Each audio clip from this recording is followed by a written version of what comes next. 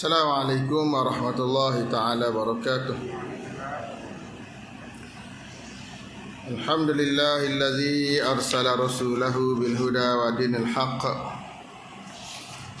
liyudhhirahu ala dini kullihi walau karihal musyrikun.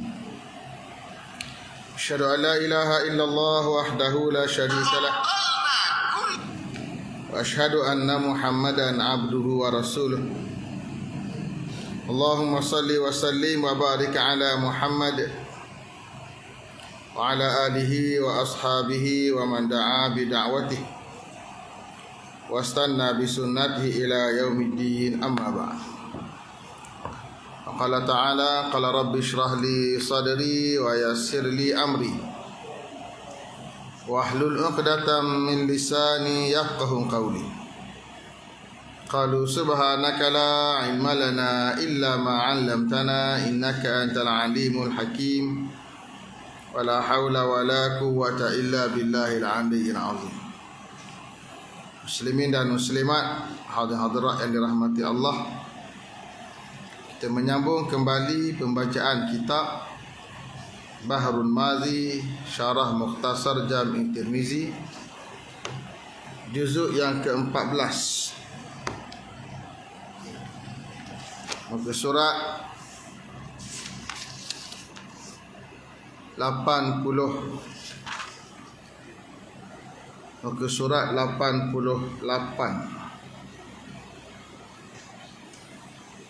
Kita masih lagi baca satu hadis yang panjang, kisah sahabat Nabi sallallahu alaihi wasallam bernama Abu Sa'id Al-Khudri yang merawat dan menjampikan seorang penghulu kampung orang Arab Badawi dengan bacaan Fatihah, lalu diberikan kesembuhan oleh Allah Subhanahu wa taala dan beliau meletakkan syarat upah sebanyak 30 ekor kambing. Hadis ini selalu saya ulang dalam kuliah kita di sini. Cuma kali ini kita baca hadis ni yang panjang lebar dan huraian oleh pengarang kitab Bahrul Mazi, dan kita ambil sedikit lagi apa yang dihuraikan oleh pengarang sampai pada lafaz hadis selepas disebut oleh sahabat Nabi Abu Sa'id Al-Khudri, qultu na'am ana walakin la arqihi hatta tu'tuna ghanama. Kata sahabat Nabi sallallahu alaihi wasallam, saya tidak akan jampi kamu sehinggalah kau berikan pada kami ghanam, kambing-kambing. Qala, berkata wakil kepada penghulu kampung, fa inna nu'tikum salasina syatan, sesungguhnya kami akan beri pada kamu 30 ekor kambing. Yang terakhir kita baca. Qala al-musannif rahimahullah, qala fa inna nu'tikum salasina syatan faqabilna. Kata Abu Sa'id, lalu berkata mereka itu, maka sesungguhnya kami mau beri sekalian kamu 30 ekor kibas. Marilah sahaja jampi beri sampai hilang sakinya itu. Maka kami terimalah sebagai yang dikatakan oleh mereka itu, dan aku pun bangun lalu berjalan pergi kepada penghulu yang sakit tadi. Faqara'tu alaihi alhamdulillahi sab'a maratin fabara'a wa qabatna al-ghanama. Tiba ke sana maka aku bacakan atasnya alhamdulillahi rabbil alamin hingga akhirnya 7 kali, dengan 7 kali ludah sedikit-sedikit hingga pada akhirnya hilang sakit sengat kali itu daripada penghulu tadi, seolah-olah tiada kena apa rupanya. Maka penghulu kaum itu pun bersegera membayar pada kami 30 ekor kambing biri-biri itu, dan aku pun langsung menerimanya. Hadis menyebut sahabat Nabi buat syarat, saya nak jampi boleh, syaratnya bagi saya kambing. dia tak sebut berapa ekor kambing. Ni satu riwayat. Satu lagi riwayat dia sebut nak 30. Riwayat kita baca malam ni dia tak sebut berapa ekor, cuma nak kambing. Tapi orang kampung ataupun wakil penghulu kampung setuju nak bagi 30 ekor kambing. Dan saya dah bincang dalam siri yang lalu, itu sama ada kita bagi jualah atau kita panggil upah. Upah dengan jualah beza ke mana? Upah ni bila kita buat kerja, maka kita akan dibayar upah. Kalau orang yang berubat, dia berubat. Kawan tu sihat ke tak sihat, tu kerja Allah Ta'ala pula. Yang penting upah dia berubat dapat, itu upah. Tapi kalau jualah, dia buat syarat, kamu ubat saya sembuh, bayar. Tak sembuh, tak bayar. Itu jualah. Jadi hadis yang kita baca malam ni sebut dia minta upah. Ada hadis lain sebut memberi gambaran dia minta jualah. Kalau sembuh bayar, tak sembuh tak payah bayar. Itu dua kaedah. Maka ulama ambil hukum yang panjang daripada kisah ini. Termasuklah juga tentang hukum mengambil upah membaca Al-Quran, upah mengajar Al-Quran. Semuanya dikaitkan juga, antaranya berdalilkan hadis ini. Kalau orang tu ambil baca Quran pada orang sakit, dia ambil upah boleh. Maka mengajar Quran ambil upah boleh, dan baca Quran ambil upah pun boleh. Itu antara dalil yang diambil pakai oleh ulama bila bincang berkaitan dengan upah melibatkan Al-Quran. Maka bila setuju beri 30 ekor kambing berdasarkan riwayat kita baca malam ni, lalu sahabat Nabi sallallahu alaihi wasallam sebut, faqara'tu alaihi alhamdulillahi rabbil alamin. Aku bacakan pada dia surah Al-Fatihah sampai ke hujung. Dia tak katalah Al-Fatihah. Dalam banyak hadis-hadis Nabi sebut tentang surah-surah ini tak dinamakan surah-surah. Sebut dengan muqaddimah dia. Baca alhamdulillah. Dia baca sebanyak berapa kali? 7 kali. Ada riwayat tak sebut berapa kali. Hadis ni sebut 7 kali baca. Ada riwayat menggambarkan salah baca sekali saja. Hadis ni sebut 7 kali baca. Dan hadis ni pun tak perincikan juga. Riwayat tak perincikan 7 kali baca macam mana. Pengarang kita syarah panjang sikit lagi dengan merujuk beberapa lagi riwayat yang lain, iaitu baca bukan setakat baca, baca dengan tafel. Tafel ni macam mana? Ludah. Dalam kaedah jampi ni ada 2-3 kaedah. Satu kaedah nafas, satu kaedah tafel, satu kaedah nafakh. Nafak, nafas, tafal. Macam mana beza dia? Nafakh ni tiup saja. Tiup. Baca Bismillahirrahmanirrahim. Baca saja dengan tiup, angin saja. Nafakh. Ada pula nafas. Nafas ni dia tiup bukan angin kosong. Dia tiup tu dia campur dengan macam tui, tapi tak ada air liur. Dia bukan angin kosong, tapi dia bunyi macam tui sikit. Tui kita kata. Orang Terengganu kata kan tui. Piu gitu sikit. Ha? Tak apa? Yalah lebih kurang lah tui lah. Tapi tak ada air liur. Satu lagi tafel dengan air liur. Maknanya bukan hanya baca dengan ludah air liur sekali. Dan cerita ludah air liur berlaku dalam banyak hadis Nabi sallallahu alaihi wasallam. Dia pernah ludahkan air liur ke dalam mulut seorang budak. Maka kaedah rawatannya, kaedah jampinya 3 cara tadi. Nak baca kosong atau 4 cara lah. Nak baca kosong boleh, nak baca dengan tiup boleh, nak baca dengan nafas dengan sedikit tui boleh, nak baca dengan air ludah boleh.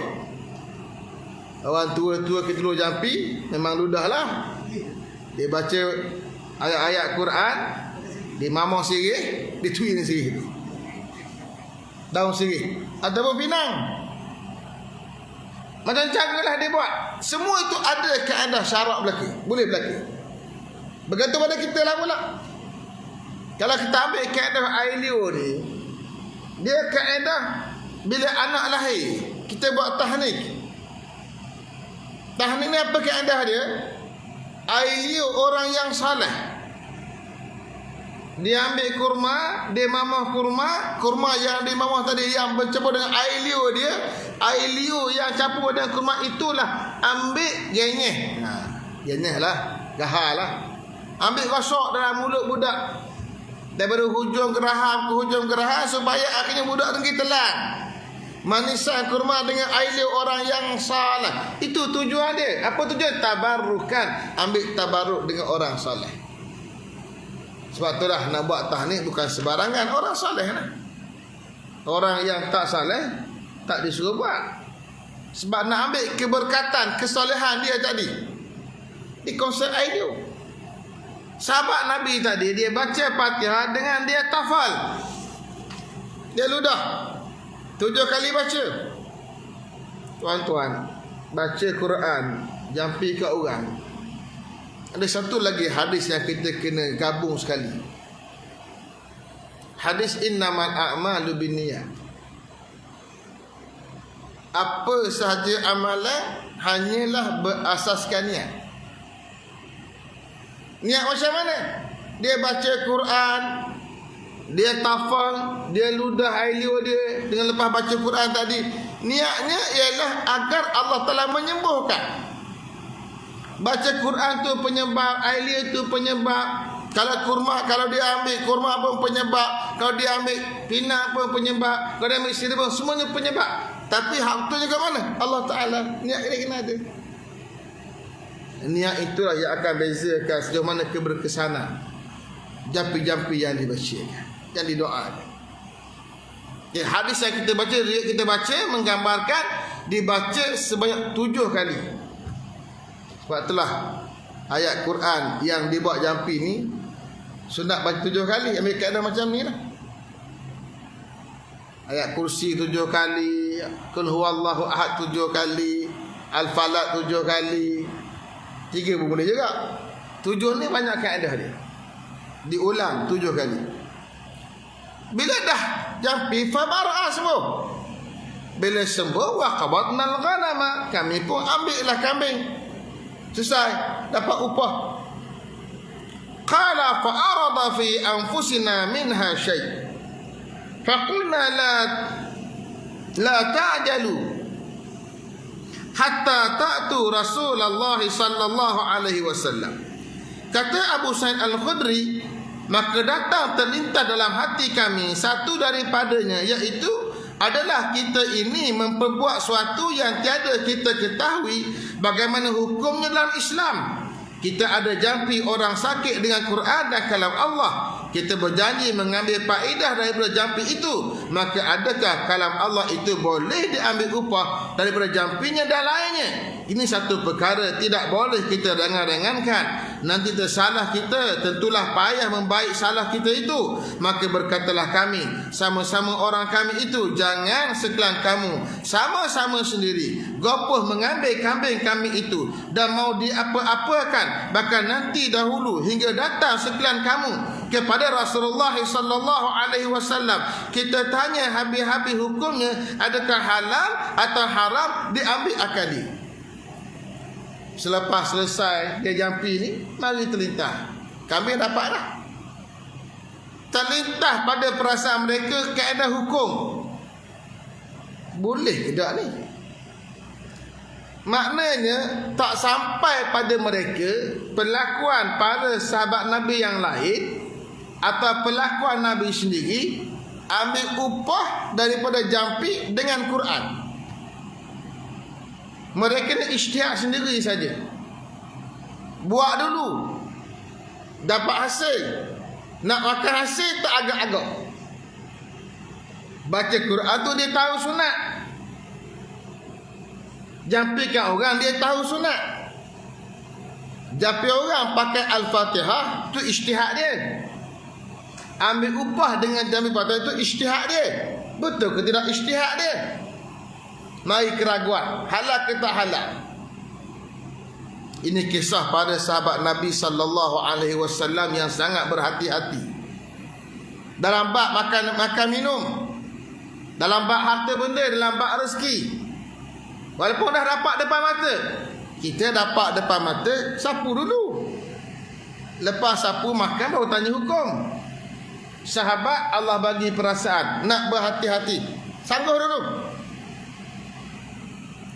Tangguh sampai bila? Sampai jumpa Nabi sallallahu alaihi wasallam. Falamma qadimna alaihi zakartullahu allazi sana'tu. Kata Abu Sa'id, maka tak kedatang kami atas Rasulullah sallallahu alaihi wasallam dan telah duduk kami di hadapannya. Aku pun menyebutkan kepadanya akan yang telah aku perbuat tadi. Aku kata padanya, ya Rasulullah, telah tuan hamba ataupun sakan kami 30 orang lalu singgah kami pada kaum Arab mau menumpang, tiba-tiba tidak diberi mereka itu akan kami menumpangnya. Maka dengan takdir Allah kenalah penghulu mereka itu disengat oleh kala. Telah puas mereka itu mencari ubatnya, tidak dapat, hingga datang mereka itu pada kami. Lalu kami kata, aku tahu ubatnya tetapi aku mau upahnya. Maka hamba pun pergi jampi dengan membaca Fatihah 7 kali. Pada akhirnya hilang sakit penghulu itu, rupa tidak kena apa. Maka ia pun memberikan pada kami 30 ekor kibas. Lalu kami terima. Adakah halal ia atau haram ya Rasulullah? Sahabat cerita banyak lebar. Apa hak dia buat? Maka apa respon Nabi sallallahu alaihi wasallam? Qala wa ma alimta annaha ruqyah. Iqbidul ghanama wadribu li bisahmin wadribu li ma'akum bisahmin. Kata Abu Sa'id, bila didengarnya akan ceritaku demikian itu, lalu tertawa ia seraya bersabda, di mana engkau tahu hai Abu Sa'id akan patah itu jampi? Bukankah ia jampi sahaja, bahkan ia ibu segala jampi? Ambil terima segala biri-biri itu dan umpukkan oleh sekalian kamu bagiku serta sekalian kamu satu habuan jika ada syak sekalian kamu atas halal. Pertama Nabi tanya dulu, wa ma alimta annaha ruqyah. Bahasa mudah kita, macam mana kamu tahu ini adalah jampi? Ungkapan Nabi itu menggambarkan takrir perakuan Nabi sallallahu alaihi wasallam bahawa memang surah Al-Fatihah itu surah jampi. Tapi soalannya, mu tahu mana? Riwayat ni tak sebut apa jawapan Abu Sa'id. Riwayat yang lain sebut, dia kata syai'un yulqa fi bali, sesuatu yang dilontarkan pada pikiran saya. Bahasa mudahnya ilham. Allah Ta'ala bagi ilham pada saya nak baca surah Al-Fatihah. Rupanya Al-Fatihah surah jampi. Dia ambil pada keadaan inilah, keadaan ilham. Ayat-ayat Al-Quran, kalam Allah Subhanahu wa Ta'ala, manfaatnya sangat banyak. Berdasarkan pengalaman tuan-tuan guru kita, para alim ulama kita, dia baca ayat Quran ni dengan niat tujuan ini jadi begini, dibaca ayat Quran ni dengan tujuan ni jadi begini. Semua tu ijtihad. Ijtihad dalam ruang lingkup boleh baca Quran dan ambil tabarruk. Ayat ni untuk apa, ayat apa tu ijtihad. Ijtihad yang tak lagi pada ruang lingkup bahawa Al-Quran perlu dibaca, boleh dibaca, sunat dibaca dan tabarruk dengan ayat Quran. Konsep tabarruk, macam orang pasang letak Quran tampar di dinding. Dia tak berlaku zaman Nabi pun macam tu. Tampar-tampar, kita pergi tampar. Tabarrukan, ambil tabarruk. Tengok ayat, terasa nak baca. Tengok ayat, tengok terjemahan dia, ambil tabarruk, ambil barakah. Kalau kedai-kedai mamak, dia suka tulis Bismillahirrahmanirrahim. Dia ambil tabarruk dengan basmalah di kedai-kedai dia, depan kedai dia. Jadi kaedahnya kaedah tabarruk dengan ayat Allah. Ayat ni guna apa? Ayat ni itu ijtihad para alim ulama yang mungkin tak sama antara satu sama lain. Sahabat Nabi sallallahu alaihi wasallam Allah bagi ilham baca Fatihah, dan Fatihah diperakut oleh Nabi sallallahu alaihi wasallam. kita orang terkemudian, orang soleh terkemudian yang dah tak sempat jumpa Nabi sallallahu alaihi wasallam, Nabi tak boleh nak takrirkan apa dia buat, tapi ambil keadaan umum, tabarrukan dengan ayat Allah Subhanahu wa taala. Kalau kita buka kitab-kitab para alim ulama, Al-Imam Ibn Qayyim, Al-Imam Ibn Taymiyah, dan ramai ulama-ulama yang menulis tulisan-tulisan yang berunsur sufiyah, berunsur kejiwaan, dia akan bahas ayat-ayat dan kelebihan-kelebihan dia berdasarkan pengalaman para alim ulama. Keadaannya ilham Allah bagi. Dia orang yang saleh, dia sahabat Nabi, dia bukan orang biasa, bukan orang yang tak semayang, bukan orang yang tak puasa, orang yang baik. Allah bagi ilham yang baik kat dia. Dia kata satu benda yang Allah lontar dalam fikiran saya, bila dia faham Fatihah ni ayat Allah, dan mungkin dia ingat hadis Nabi yang sebut kelebihan-kelebihan Fatihah, dia ambil buat jampi. Satu. Yang kedua, kata Nabi sallallahu alaihi wasallam, ikbidul ghanama, ambil kambing itu. Sahabat nak tahu hukum ni sanggup bertahan berapa lama? Dari musafir nak balik ke negeri Madinah, bukan macam zaman kita naik kereta sejam 2 sampai. Makan masa lah. Okey, berhari-hari, paling tidak pun sehari, tapi sabar dengan hukum Allah Ta'ala. Tanya Nabi sampai Nabi kata, ikbidul ghanama, ambil, genggam kambing-kambing itu. Maknanya Nabi telah berakui, wadribu li bisma'akum bisahmi, buat untuk saya satu bahagian. Ini ulama bahas, kenapa Nabi minta satu bahagian? Apa kaitan Nabi? Kambing itu halal untuk tuan punya dia yang berubah, namanya Abu Sa'id, halal untuk dia. Apa kata dengan Nabi? Kata ulama, nak tunjuk benda tu halal. Dan bila sebut benda tu halal, dia akan timbul persoalan. Ada hadis lain sebut, ada sambungan hadis disebut, ya Rasulullah, ni ayat Quran ni, ini ayat Quran ni, ayat Quran ni halal ke kita ambil upah dengan dia? Nabi jawab dalam riwayat lain sebut lagu mana? Kata Nabi sallallahu alaihi wasallam, inna ahaqqa ma akhasta alaihi al-ajra al-Quran. Sesungguhnya yang paling layak kamu ambil upah Quran. Kalau kamu ambil upah biasa, buat kerja, buat bangunan penat badan, sakit tulang, habis masa, dapat upah kerana kita habiskan masa dan kita gunakan jerih payah kita, tulang hak kita ada, dapat upah. Itu hak kita. Quran ni pula, kalau tak ada kita buat bangunan, manfaat dia ada rumah, dan kita dapat upah sebab dia dapat rumah, kita boleh upah kita. Quran ni manfaat ke mana?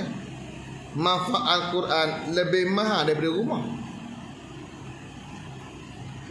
Dengan sebab Quran tadi kamu ajar orang, Quran itu menjadikan kamu boleh ke syurga Allah, nampak jalan ke syurga macam mana dengan Quran tadi. Maka manfaat Quran jauh lebih besar berbanding manfaat rumah yang kita buat. Maka dia lebih layak untuk diambil upah.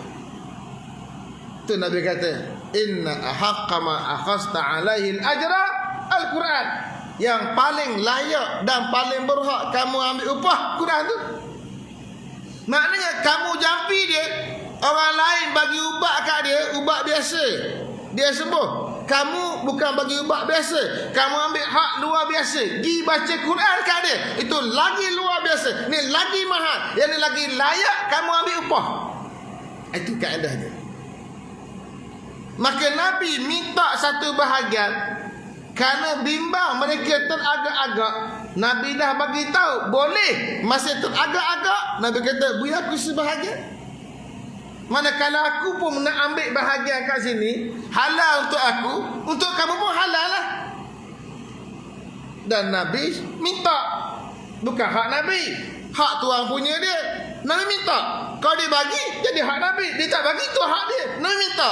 Nak menggambarkan, boleh minta. Satu. Yang kedua, nak menggambarkan bahawa benda itu halal. Halalan tayyibah. Bukan setakat halal. Tayyibah pula. Beza apa halal dengan tayyibah ni? Banyak benda halal. Ada benda halal yang boleh mudarat kan? Air sirap, man letih, halal. Mudarat lah bagi orang hafci mani. Dia tidak tayyibah untuk diri dia. Tapi benda yang halal adalah halal. Tayyibah molek pula untuk jasad dia. Kambing yang kamu dapat tu halal, dia tayyibah. Baik, sebab apa? Hasilah tu mari ke mana? Mari daripada baca Quran. Bukan mencuri, bukan merampak, tidak. Daripada kerja yang besar namanya baca Quran. Maka nak minta satu bahagian. Masalah menjampikan Fatihah atas orang yang sakit, kata Imam Nawawi rahimahullahu taala dalam syarah Muslim, pada sabda Nabi sallallahu alaihi wasallam, wa ma alimta anha ruqyah, itu terang-terang menunjukkan berjampi. Maka sunat seorang itu apabila menjampi orang yang sakit dan sekiranya orang yang kena bahaya hawa, sampah dan ketik dan sangat itu dijampikan dengan Fatihah. Orang yang nak jampi sunat mulakan dengan Fatihah. Dan kita belajar pun macam itulah. Saya duk belajar ilmu perubatan dengan guru saya di Jordan, Dr. Aish Qurani. Amalan permulaannya Fatihah dulu. Saya belajar dengan tuan guru almarhum Datuk Ismail Kamus pun sama, mulakan dengan Fatihah dulu. Belajar pula dengan tuan guru Harun Din pun sama, Fatihah dulu. Belajar dengan arwah taki saya sebelum pergi Jordan lagi, masa budak-budak pun sama, dia ajar amal dengan baca Fatihah dulu. Maknanya muqaddimah jampi ni Fatihah dulu. Bismillah, Fatihah. Dan selalu kita akan tutup dengan 3 kul. Qul huwallahu ahad, qul a'udzu birabbil falaq, dengan qul a'udzu birabbin nas. Ambil kaedah Nabi dengan Aisyah radhiyallahu taala anha ketika Nabi sakit hampir wafat. Aisyah tolong bacakan pada Nabi 3 kul. Dia tiupkan pada tangan Nabi. Bukan tafal, hanya nafah. Tiup kat tangan Nabi. Kemudian sapukan tangan Nabi yang ditiup ke muka dan jasad Nabi sallallahu alaihi wasallam. Tabarukan, ambil tabaruk dengan jasad Nabi sendiri. Kalau untuk orang lain tak perlulah macam tu. Baca, jampi, tiup. Tapi sebab Nabi nak ambil barakah Nabi sendiri, jasad dia sendiri, tiup kat tangan Nabi, sapu muka dan badan dia. Itu ketika Nabi sakit nak meredakan Nabi, menunjukkan bahawa 3 kul tadi digunakan untuk jampi, untuk meredakan kesakitan. Kerana orang yang berhadapan sakaratul maut itu keadaan yang sangat menyakitkan. Inna lil mauti sakarat, sesungguhnya bagi mati itu ada sakat. Sakat apa dia? Mabuk tak sedar diri. Terjemah kita, kesakitan yang amat sangat. Itu ketika mati, sakit. Maka kaedah dalam bab jampi ni, mulakan dengan Fatihah, tutup dengan 3 kul.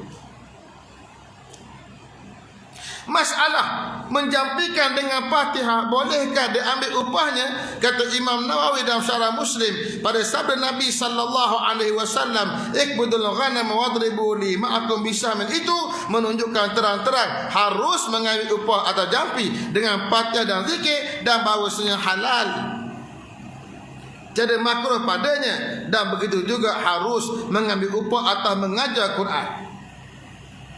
Itu yang saya sebutkan tadi. Bila ulama bincang berkaitan bab jampi guna ayat Quran, dia kait cerita hukum ambil upah daripada Al-Quran. Imam ambil upah itu upah mengajar Quran, atau ambil upah itu upah tolong baca Quran. Ada orang ada buat, walaupun amalan itu menjadi pertikaian, baca Quran nak hadiah pada si mati, dia ambil upah baca Quran. Ambil upah tu halal. Cuma perlakuan dia baca Quran nak hadiah si mati, itu jadi khilaf ulama lah, antara yang membid'ahkan dengan yang tidak membid'ahkan. Itu cerita nombor 2 lah. Tapi yang ambil upah tadi, keadaannya keadaan baca Quran. Ambil upah baca Quran. Baik. Dan begitu juga harus mengambil upah atau mengajar Quran, maka inilah mazhab Syafi'i dan Malik dan Ahmad dan Ishaq dan Abu Sur dan lain daripada mereka itu, daripada salaf dan mereka yang kemudian daripada mereka itu, dan menegah akan oleh Imam Abu Hanifah pada mengajar Quran dan diharuskannya mengambil upah pada jampi. Jumhur ulama, tiga mazhab yang besar, mazhab kita Syafi'i, mazhab Maliki, mazhab Hambali, kata boleh mengajar Quran, boleh ambil upah. Mazhab Hanafi, Al-Imam Abu Hanifah sendiri kata mengajar Quran tak boleh ambil upah, tapi jampi boleh ambil upah. Sebab apa? Sebab jampi sabit dengan hadis Nabi tadi, hak ambil upah tak sabit. Itu kaedah Al-Imam Abu Hanifah. Kalau kita ambil kaedah umum tadi, mengajar Quran boleh ambil upah, apatah lagi mengajar bukan hanya Quran, huraian pada Quran. Kalau mengajar Quran boleh baca, boleh ambil upah, mengajar untuk orang faham Quran lagilah aula dapat upah. Hari ni orang beri upah untuk mengajar macam-macam, buat kursus A, buat kursus B, buat tuition tu, buat tuition ini, dengan bayaran yang mahal-mahal. Tapi kalau ada seorang mengajar Quran, cah mahal sikit, tak mahal pun, tapi dia punya bisnes lagi. Mengajar Quran lillahi ta'ala sudahlah. Orang dulu lillahi ta'ala je. Orang dulu lillahi ta'ala, tapi orang kampung bagi bayang. Arwah tauki saya dulu mengajar Quran, tak minta upah pun, tapi anak murid mari itu bawa gula, bawa beras, bawa gandum, bawa pisang, macam-macam. Kita hari ni bawa air liur je. Dia hantar anak rumah tok guru, tok guru tak ambil upah, dia pun kira buat lalai dia, tak apa, dia lillahi ta'ala, biar lelah pun. Perbezaan budaya. Ulama-ulama dulu mengajar kita, dia tak minta upah pun, tak ada bayar apa, tapi orang kampung hantar dia, dia mengajar, buka bonak kereta penuh pisang, penuh durian. Saya ingat sekali dulu, cerita lama dululah, awal-awal balik mengaji Jordan, duduk kat Kuala Lumpur, orang minta mengaji ceramah sampai ke Melaka. Dia ceramah kat Melaka tadi, buka bonak kereta kita penuh diisi dengan buah pedak, dengan buah pisang, macam-macam buah, penuh kereta suti. Siapa nak makan tak tahu. Sebab apa? Dia seronok. Pitih ada, kan belakang selah ada lagi. Maknanya minyak bayar sendirilah kita ni, tu bayar sendirilah kita. Tapi itu penghargaan dia, beri buah, hak dia ada. Dulu macam tu lah.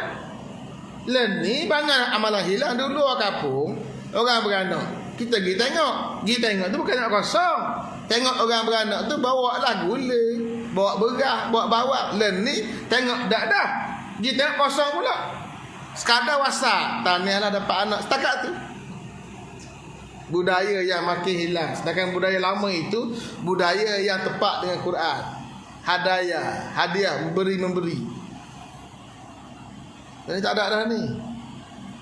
Dulu asal beranak, siapa dia kata penuh je mari ni, seorang penuh. Barang hadiah penuh ni. Ni puas kabur dalam grup WhatsApp 200 orang. Tak ada seorang habis mari. Ucap tahniah aja ada. Orang dulu tahu, ni anak dia nak suluh umur berapa, hak busu umur berapa, hak busu ni dia belajar mana, kahwin dengan siapa. Ni tak tahu mana apa dah kita. Tak tahu. Berapa orang anak tak ingat dah. Bismillah ingat 5. Tu jiran. Zaman telah berubah. Kena balik semula zaman yang sangat baik cakap Melayu kita ini. Baik. Masalah upah jampi di surah Nabi jadikan satu habuan. Mengapa begitu? Kata Imam Nawawi rahimahullahu ta'ala, sabda Nabi, buatkan habuanku satu habuan daripada upah jampi kamu itu, hai Abu Sa'id. Maka bahagian dan habuan yang disabdakan oleh Nabi itu ialah daripada bab al-muru'at wa tabarru'at wa muwasatul ashab wa rifaq, yakni bab bermalu-malu segan dan suka berbuat baik dan sama tolong-menolong dengan tolong handai jua. Nabi minta habuan tadi, saya dah sebutkan tadi, itu bukan hak Nabi pun. Nabi bukan pergi jampi pun. Bahkan sahabat Nabi, dia agih kambing tu pada sekalian sahabat dia hak ikut dia. Sahabat hak ikut dia tak ada hak buat kambing tu. tapi atas sebab muru'at, atas poin tabarru'at, nak saling memberi atas nama hadiah, atas nama sedekah, dan juga nak ambil hati pada sahabat, sama-sama rasa. Hati yang kata apa? Hati kumang sama ni dicicah lapar. Hati gajah benda dah. Kata-kata Melayu. Maknanya nak pakai rasa belakang. Ni bab muasah dia panggil. Kita pergi mana dapat rezeki, beri sikit kat kawan rasa. Kawan tak ada apa, ikut kita je, tumpang kita je. Tak apa pun, saja muasah. Jadi Nabi SAW minta tadi, dia panggil bab muasah. Nak ambil hati, nak sama pakat rasa nikmat yang Allah Ta'ala bagi. Dan jika tidak, maka semua kambing biri-biri yang jadi upah jampi Abu Sa'id itu semuanya miliknya yang tertentu, kerana ia yang menjampinya. Tiada ada hak bagi sekilas taulannya padanya pada waktu berbantahan. Maka dibahagi-bahagikan itu ialah semata-mata buat baik dan bermaruah, bermurah hati dan bermalu-malu segan. Dan ada pun sabda Nabi SAW, wadribu li ma'akum bisamin, itu maka sesungguhnya dikatakan begitu ialah mengambil hati mereka itu dan sangat-sangat memberitahukan bahawasanya upah jampi itu halal, tiada syubhat padanya. Wallahu ta'ala alam.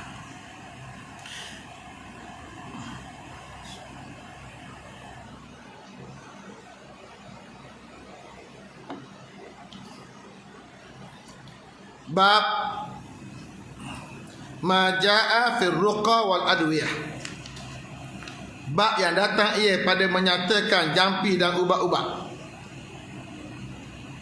Ni bab baru pula. Nak cerita sambung lagi bab jampi dan cerita sedikit tentang ubat-ubat berdasarkan pokok-pokok, herba-herba dan sebagainya.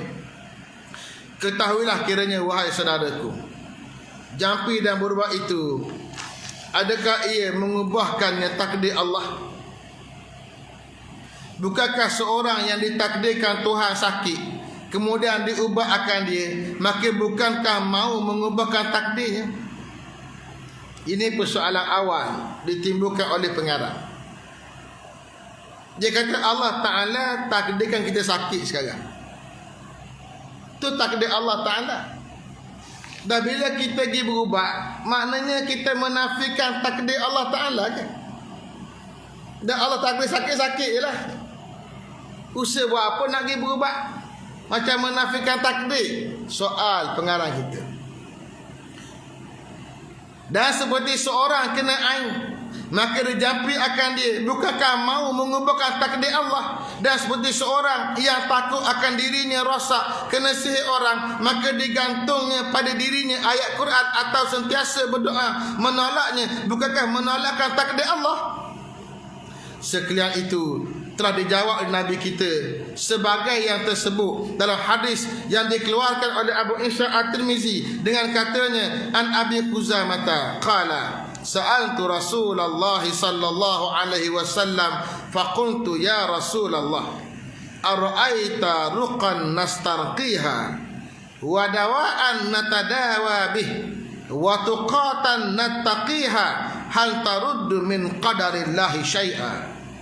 Diriwayatkan daripada seorang sahabat bagi Nabi sallallahu alaihi wasallam, namanya Abu Khuzamah radhiyallahu anhu, katanya, telah aku tanya Rasulullah sallallahu alaihi wasallam seperti yang akan datang ini. Kataku, ya Rasulullah, kabarkan kiranya pada hamba akan jampi yang kami berbuat jampi akan dia, adakah menolakkan dan mengubahkan takdir Allah? Dan ubat yang kami ambil berbuat ubat dengan dia, adakah mengubahkan takdir Allah? Dan pemeliharaan seperti doa yang dibaca, yang dibuat penolak bencana, adakah ia menolakkan dari takdir Allah Ta'ala sesuatu? Apakah didengarnya Nabi sallallahu alaihi wasallam akan pertanyaan Abi Khuzamah itu? Lalu jawabnya, qala hiya min qadarillah. Sabda baginda, ubat dan jampi dan doa itu, bukankah semua itu asbab? Maka asbab itu pun daripada qadar Allah Ta'ala, maka jadilah menolakkan qadar dengan qadar.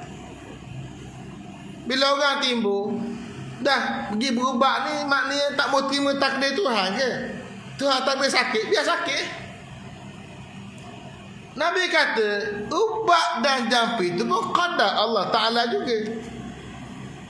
Menolak satu qadar Allah dengan satu lagi qadar Allah. Takdir ni bahasa Arab, qaddara yuqaddiru, antara maknanya menghargai. Qaddara yuqaddiru, menetapkan sesuatu. Takdir ni barang manusia tak tahu. Mana kita tahu kita nak mati bila? Mana kita tahu anak nak beranak bila? Boleh. Kan ini ada scanner kan? Doktor scan beranak scan masa tu, jangkaan doktor ikut adat-adat pergerakan bayi dalam perut. Tapi nak keluar bila, jam berapa, pukul berapa, minit ke berapa, doktor pun tak tahu. Doktor jangka keluar pukul 9, keluar pukul 9 juga esok hari, bukan hari. Kita jangka hujan turun dekat Batu Nak, tengok dekat beralih ke tempat lain, dia pergi kat Pulau Duyung. Sebab apa? Manusia tak boleh menentukan pergerakan angin sebagai contoh. Jangan kita pergerakan angin sekian-sekian. Dah berubah keadaan kehendak Allah Ta'ala. Apa yang Allah tetapkan manusia tak tahu. Bila seorang bayi, seorang anak dalam perut cukup umur 120 hari, seperti mana hadis Sahih Bukhari Muslim, Allah tiupkan roh. Summa yunfakhu fihi ruh wa yu'maru bi arba'i kalimat, dicatat 4 kali.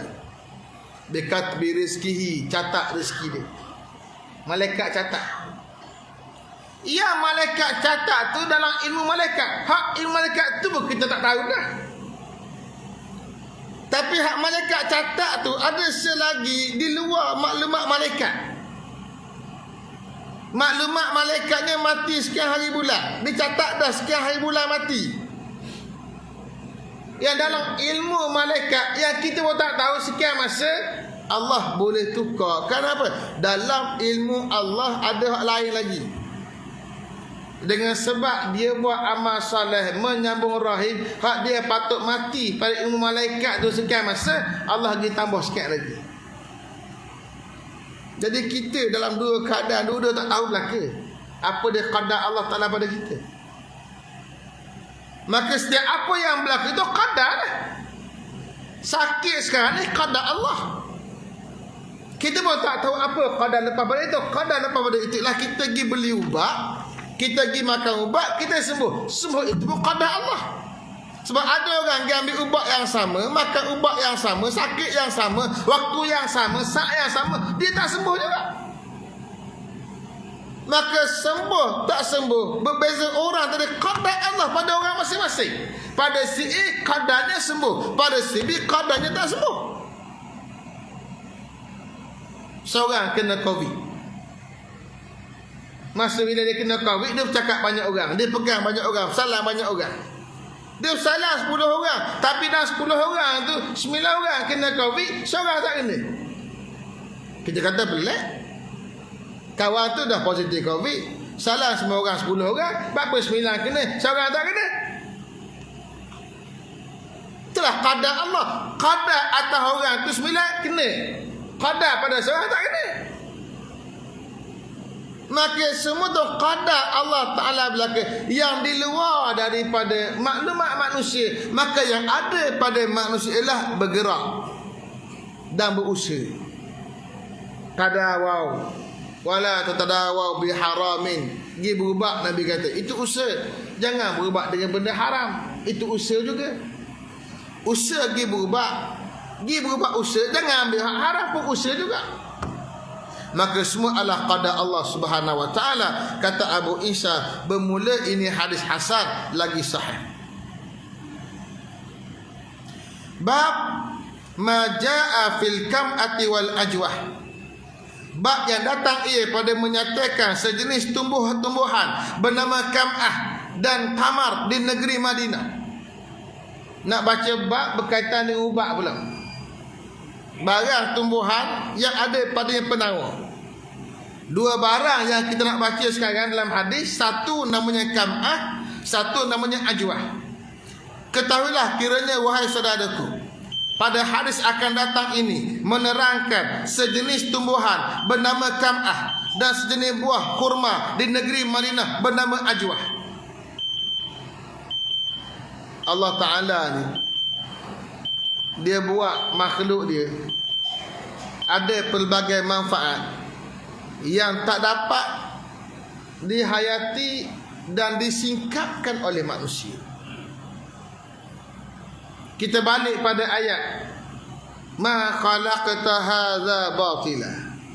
Ya Allah, kamu tak jadikan semua ini sia-sia.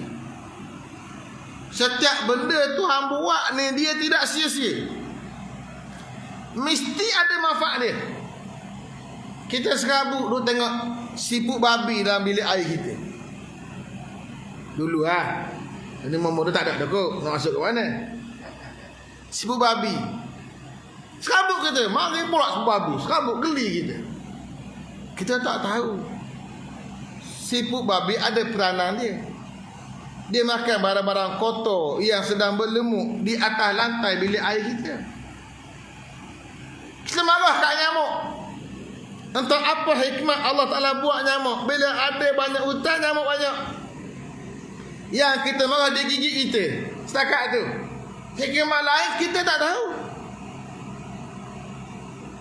Mari pula binatang macam lipas. Kita marah lipas. Dia kerik. Kain-kain kita bau pula busuk. Tak tahu apa hikmah Tuhan buat lipas. Tapi kita yakin ma khalaqta hadza batila. Kepahaman seumpama indah menjadikan para alim ulama zaman silam mereka mengkaji. Bila melibatkan tumbuh-tumbuh yang Allah Ta'ala buat. Saya ingat duk belajar dengan Ustaz Ismail Kamus berkaitan dengan penyakit namanya kanser. Dia ajar rumput yang kita duk pijak. Lupa nama apa rumput tu. Biasa kita duk pijak sama. Rumput sambas ke apa nama dia. Rumput tu antara khasiatnya digunakan untuk rawatan kanser. Tahap mana bergantung pada ilmu masing-masing lah. Rumput yang kita bijak, yang kita duk bengang ke rumput tu sebab dia cepat naik lalang. Rabuk dengan rumput ni. Rupanya rumput pun ada hikmat Tuhan buat. Cuma kita ada ilmu ke tak ada ilmu. Pak saudara saya tolong pandai ada berubat orang. Dia kenal tumbuh-tumbuhan. Dulu arwah taki saya berubat orang, kenal tumbuh-tumbuhan, tak dah belajar dengan dia banyak. Kita budak masa tu. Dan seorang pak saudara belah ayah. Tunjuk ni pokok ni untuk ubat ni, pokok ni untuk ubat ni, pokok ni ubat. Hak tu hak kita duk sepak hari-hari. Duk pijak hari-hari. Ketumbuhan tanah contohnya. Saya pernah sekali Tuhan uji kena penyakit apa orang panggil batu karang. Kena batu karang ni guling guling batin kata orang tengah ni. Sakit. Masuk tandas nak berak tak berak. Dia bukan hari nak keluar. Sakit dalam ni. Menungging tak kena, melentang tak kena, menerak tak kena, mengiring tak kena, puas buat. Sakit. Yang amat sangat. Saya kena sekali. 2 hari, 3 hari. Tak reti nak buat apa. Leganya masih sujud, lega sikit. Bila semayang. Tak ada yang sakit. Panggil kawan seorang doktor, mari rumah. So check, mari rumah. Dia kata, Ustaz, ni ke batu karang ni Ustaz. Kita tak tahu apa. Dah lagu mana? Kita pergi klinik kita pergi hospital, kita buat laser. Nak pecah. Takdir Allah Subhanahu Wa Ta'ala, kita duk baca Quran. Isteri pun duk baca Quran. Tuhan bagi satu ilham. Nak ambil satu pokok belakang rumah. Pergi ambil pokok tu. Ambil pokok tu, cabut dengan akar dia, tunjang ke bumi, tarik pokok tu, pergi rebuh akar dia. Rebuh akar dia, minum. Minum akar yang sangat pahit.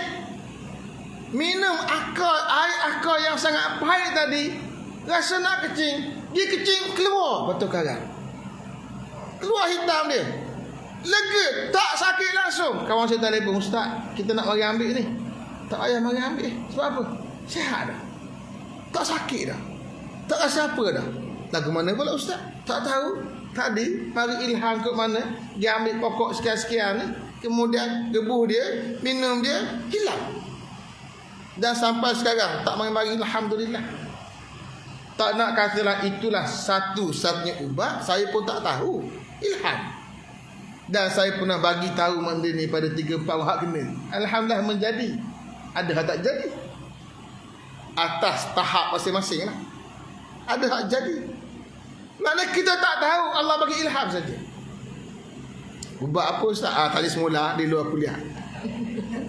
Mahal juga ilmu tu. Nah, tadi luar bukan dalam kuliah. Ada hak nak simpan sekali-sekali. Okey. Yang ni tumbuh-tumbuhan. Satu namanya kam'ah, satu namanya ajwah. Maka kam'ah itu sejenis tumbuhan yang keluar dari bumi dengan sendirinya, iaitu ada ia di negeri Syam. Pohonnya seperti pohon ubi jalur. Dan ajwah itu ialah sejenis kurma di negeri Madinah yang amat bagusnya. Kam'ah ni, saya tengok gambar dia dalam kamus-kamus. Orang panggil bahasa mudahnya cendawan. Bukan macam cendawan kita. Sejenis cendawan di negara Arab di bumi Syam. Saya pun tak pernah tengok ni. Wallahu ta'ala alam. Tak gambar gitu saja. Jadi tumbuh-tumbuhan ni Nabi sebut dalam hadis ada kelebihan ni. Satu. Yang kedua kurma. Namanya ajwah. Kurma ajwah. Kurma yang masyhur di bumi Madinah Al-Munawwarah. Kalau kita pergi Mekah ke, pergi Madinah ke, mesti belilah selalunya. Mahal lah sikitnya. Sekilo 110, 120, 90. Harga dululah. Dan ni tak tahu berapa. Hari ni ramai dah orang duk order kurma.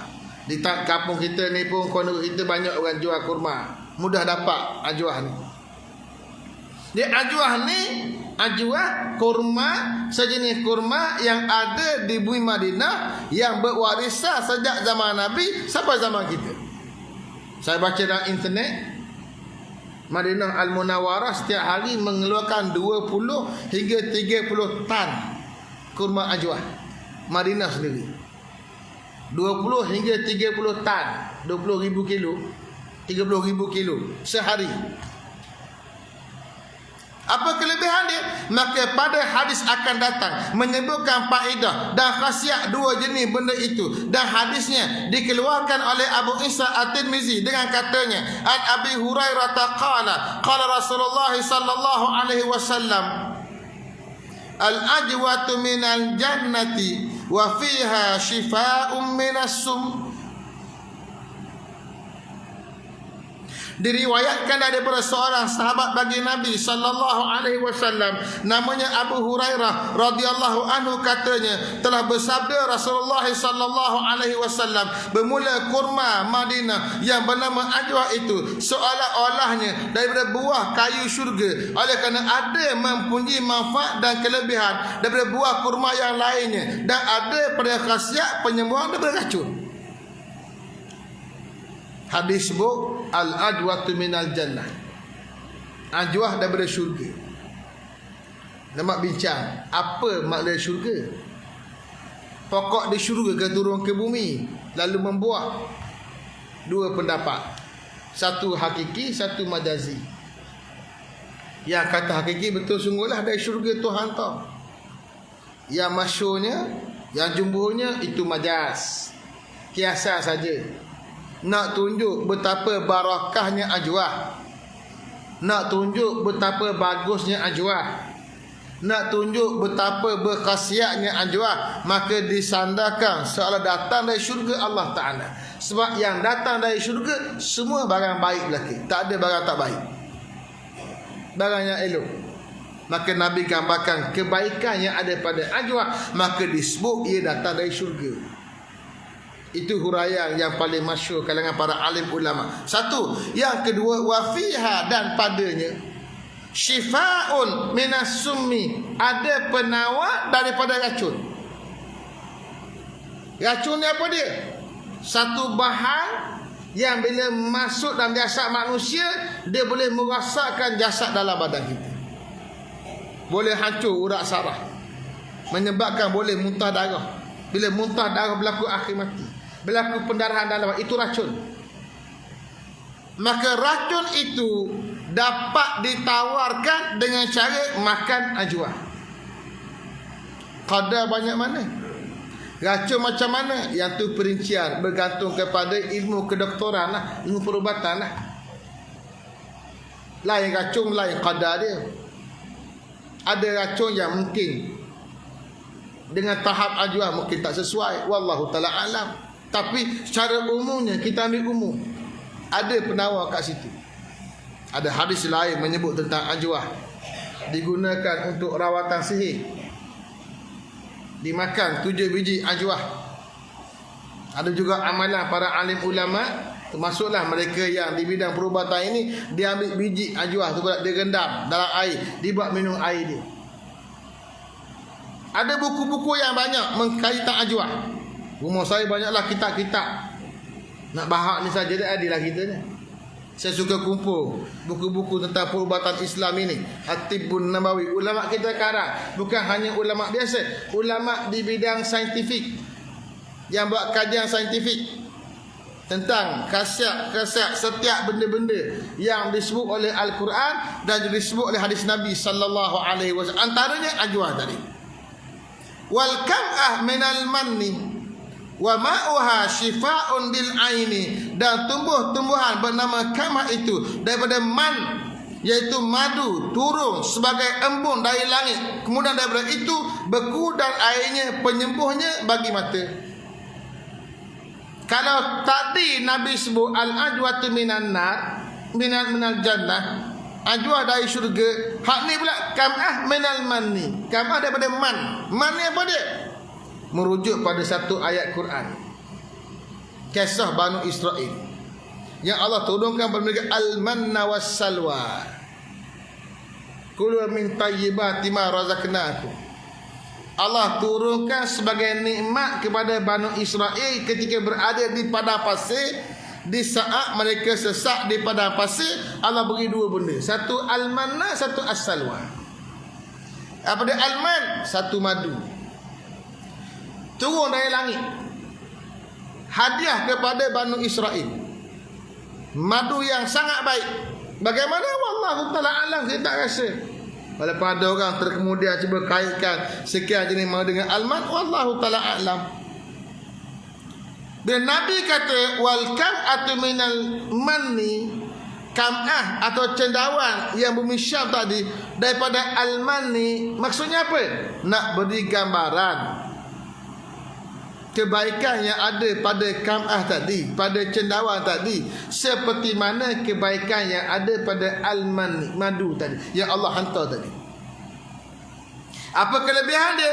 Ma'uha shifaa'un lil aini, air dia penawar bagi ain, bagi mata.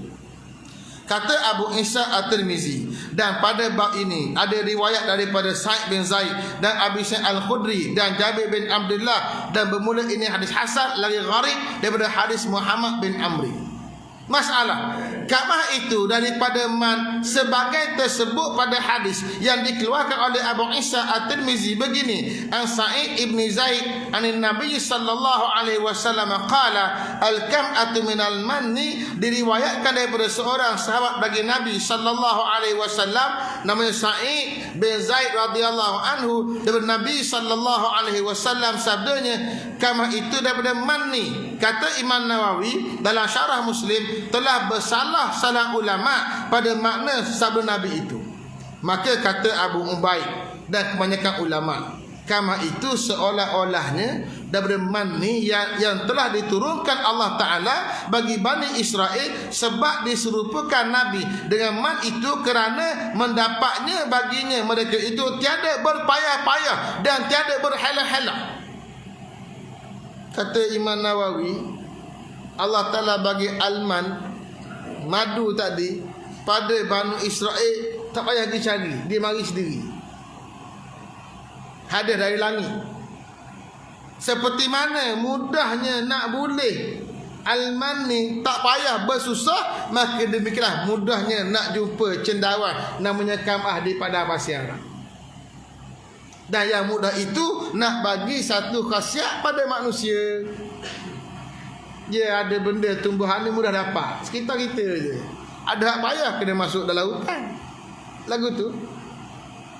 Demikian juga kamah itu mendapatnya tidak dengan bersusah payah dan berhelah, dan tidak ditanam bijinya dan didirus dan sebagainya.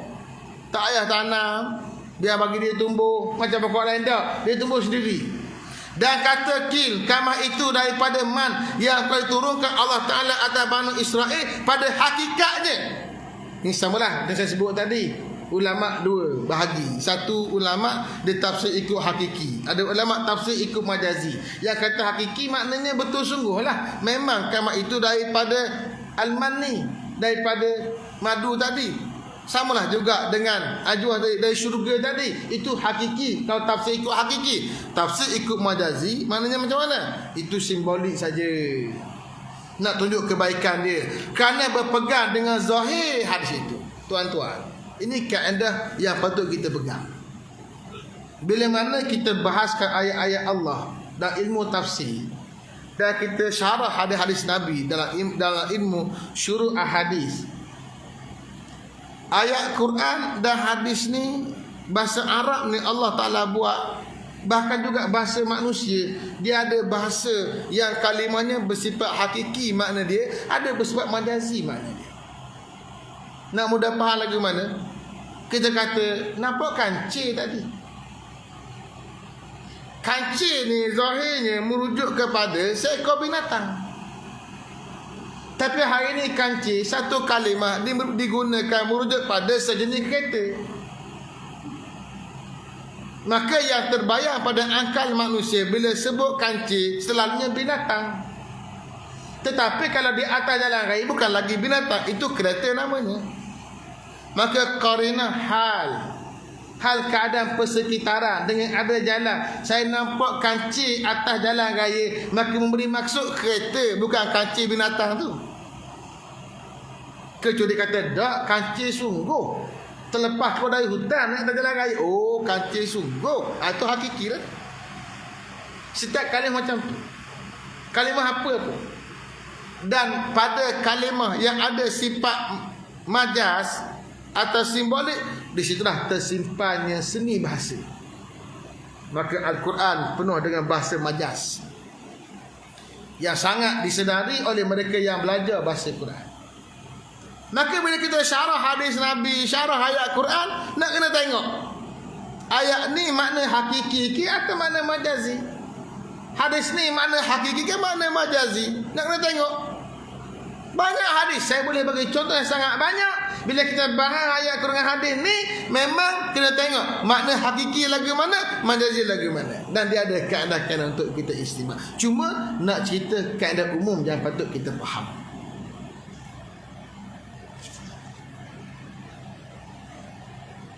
Wallahu ta'ala alam. Sikit lagi nak perhabiskan ni je. Sikit lagi. Boleh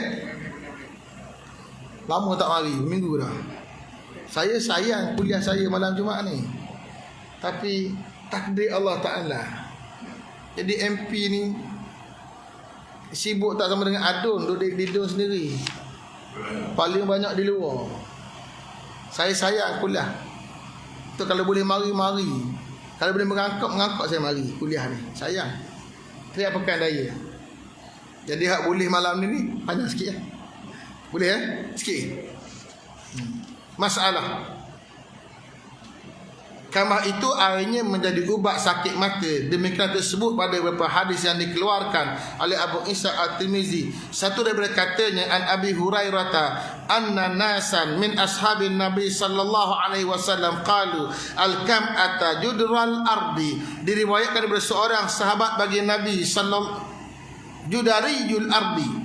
Diriwayatkan daripada seorang sahabat bagi Nabi sallallahu alaihi wasallam, namanya Abu Hurairah radhiyallahu anhu, bahawasanya beberapa orang daripada sahabat Nabi sallallahu alaihi wasallam berkata mereka itu, kamah itu tumbuh-tumbuhan bumi, maka didengar Nabi akan perkataan mereka itu. Ia pun lalu bersabda, faqala Nabi sallallahu alaihi wasallam, al-kam'atu minal manni wa ma'uha shifaa'un lil aini. Maka sabda Nabi sallallahu alaihi wasallam, bermula kamar itu seolahnya daripada manni dan airnya itu penyembuhan bagi sakit mata. Hadis ini nak tambah cerita macam mana timbul asal usul perbahasan tentang kam'ah tadi. Kata Imam Nawawi rahimahullahu taala dalam syarah Muslim, dan sabda Nabi sallallahu alaihi wasallam, wa ma'uha shifaa'un lil aini, itu dikata orang nafsu airnya semata-mata, dan kata kil maknanya iaitu dicampur airnya dengan ubat-ubat dan diubatkan dia akan mata yang sakit. Dan kata kil jika adalah ia kerana menyejukkan barang yang dalam mata daripada kepanasan, maka airnya semata-mata menyembuhkan. Dan jika adalah ia bagi lain daripada itu, maka dicampurkan serta lainnya. Ini dia bahas tentang kok mana yang kata bagus tadi, kam'ah tadi.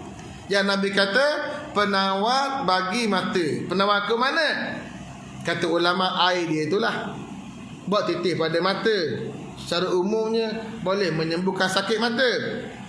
Ada pula kata kena campur dengan barang lain, bukan hanya menggunakan air kamar semata-mata. Ada pula kata nak campur tengok pada kadar, nak bagi sejuk air campur, nak bagi panas, nak buang benda panas kena campur. Itu perbahasan orang pandai dalam ilmu perubatan. Dan bermula yang sahihnya, bahkan yang betulnya, ialah airnya semata-mata penyembuhnya. Kata pengarang, dah, paling sahihnya air dia sendiri dah padang dah untuk menyembuhkan sakit mata. Bagi sakit mata semata-mata, maka diperah airnya itu dan ditaruhkan ke dalam mata daripadanya. Dan sesungguhnya aku dan orang lainnya melihat pada zaman kami akan orang yang buta yang tidak nampak matanya sekali-kali, maka dicelak matanya dengan air kamar sahaja, lalu sembuh dan kembali celik. Ni cerita Imam Nawawi zaman dia. Dia tengok orang buat, ambil air itu, air kamar, buat jadi celok kat mata, hak buta jadi celak. Itu pengalaman. Maka ialah Syekh Al-Adil Al-Amin Al-Kamal Ibn Abdullah Ad-Dimashqi, orang yang saleh. Ini cerita ini dinisbahkan kepada seorang ulama besar namanya Al-Kamal Ibn Abdullah Ad-Dimashqi. Dan periwayat bagi hadis dan adalah dipakainya air kamar itu kerana iktikadkan barang yang dalam hadis dan mengambil barakah dengannya. Wallahu ta'ala alam. Saya ingat cerita ada seorang ulama, dia nak buang lebihan daging dekat mata dia. Dia puas cari ubat, hingga akhir dia musafir ke Mekah Al-Mukarramah. Maka ada seorang ulama tunjuk kat dia. Dia kata membaca hadis Nabi tentang air Zam-Zam. Ma'u Zam-Zam, ni hadis kita dah baca sebelum ni dalam kitab ni. Ma'u Zam-Zam 5 syuribalah. Air Zam-Zam berdasarkan apa niat kita masa minum. 5 untuk apa? Syuribalah, diminum air itu. Mana air Zam-Zam dia ikut niat apa, tujuan kita minum air itu. Kata ulama tadi, mu minumlah Zam-Zam, mu niat nak buang ketulan kat mata ni yang menyebabkan mata dia tak nampak, ditutup dengan selaput, buah ada berubat. Maka dia ambil air Zam-Zam, dia niat, dia minum, disapu, dia minum, disapu, dia minum, disapu. Akhirnya Allah Ta'ala baik ke semua ketulan tu hilang. Saya lupa saya baca dalam kitab mana tajuk tu. Dalam kitab yang menceritakan tentang rehlah para alim ulama ke Mekah untuk mendapatkan air Zam-Zam. Ulama ni pun sama. Dia baca hadis, dia yakin dengan hadis, dia beramal dengan hadis, Allah beri kesembuhan. Pengalaman ni.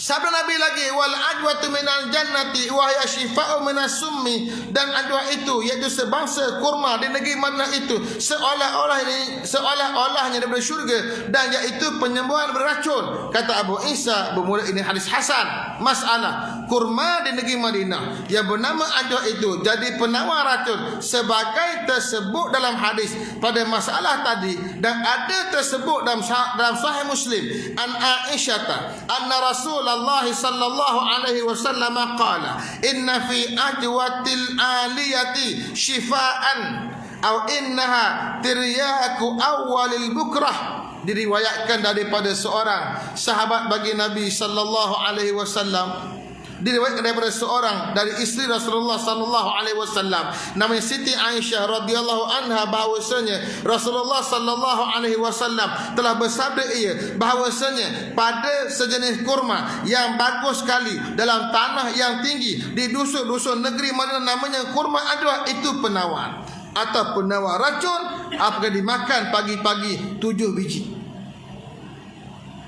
Ini hadis cerita daripada Aisyah. Dia kata Nabi sebut ajwah di tempat al-aliyah, tempat-tempat tinggi di Madinah. Madinah ada tempat yang aliyah, tempat tinggi dia. Kawasan Bukit Uhud. Madinah ni dia dikepung oleh jajaran bukit. Ada kawasan tinggi. Dia kata ajwah di tempat yang tinggi tu, yang ni penawar, ada padanya penawar. Adakah hadis ni menafikan hadis yang umum tadi, cerita ajwah jadi penawar? Tak. Hadis tadi umum, ajwah penawar bagi racun. Hadis ni pula nak mengkhususkan lagi ajwah di tempat yang aliyah, di kawasan aliyah Madinah yang tinggi, kawasan tertinggi Madinah. Ada pada penawar, ataupun innaha tiryak awali bukrah, ia jadi penawar dimakan pagi-pagi hari. Kata setengah riwayat 7 kali, 7 biji dimakan. Ni kalau beli sekilo 7 biji sehari, tak ada sebulan habis. Tak ada nilai buat duit, nilai pada kesihatan. Jadi kita ambil barakah hadis Nabi sallallahu alaihi wasallam. Siapa ada duit belilah kurma ajwa. Buatlah makanan harian 7 biji. Apatah kurma ini makanan antara yang terbaik untuk memberi tenaga. Patutlah bila kita puasa hilang tenaga sehari, yang terbaik mulakan berbuka dengan kurma. Sebab apa? Kandungan gula yang ada pada kurma, gula yang tak memudaratkan jasad, tapi boleh segera mengembalikan tenaga. Orang tua-tua yang tak larat, tak apa nak makan, puas beri nasi tak makan, bubur tak makan, bila tak makan badan dia makin susut, makin gugup, akhir mati lagu tu je lah. Bagi kurma lah. Jadikan kurma amalan kita di rumah-rumah kita, terutamanya kurma yang namanya ajwah. Wallahu ta'ala alam. Kita sambung lagi nanti insya-Allah tajuk haram mengambil upah atau beri upah pada tukang tenung nasi. Wallahu ta'ala alam. Wassalamualaikum warahmatullahi ta'ala wabarakatuh. Bismillahirrahmanirrahim. Alhamdulillahirabbil alamin. Hamdan yuwafi ni'amatika fi mazida. Ya Rabbana lakal hamdu kama yanbaghi li jalali wajhika wa 'azimi sultanik. Rabbana iftah bainana wa baina bil haqqi wa anta khufatihin. Sallallahu ala sayyidina Muhammad wa ala alihi wa sahbihi wasallam. Walhamdulillahirabbil alamin. Taqabbalallahu minkum.